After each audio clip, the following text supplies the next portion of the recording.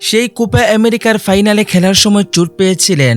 সেই চোট এখনও পিছু ছাড়েনি লিওনেল মেসির, যার ফলে বিশ্বকাপ বাছাইয়ের আসন্ন 2 ম্যাচে খেলা হচ্ছে না তার।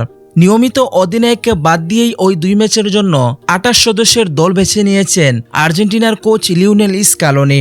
আগামী সেপ্টেম্বরে চিলি ও কলম্বিয়ার বিপক্ষে বিশ্বকাপ বাছাই পর্বের 2 ম্যাচে খেলার জন্য প্রথমবারের মতো দলে ডাক পেয়েছেন অ্যাটলেটিকো মাদ্রিদের কোচ দিয়েগো সিমিওনের ছেলে জুলিয়ানো সিমিওনে।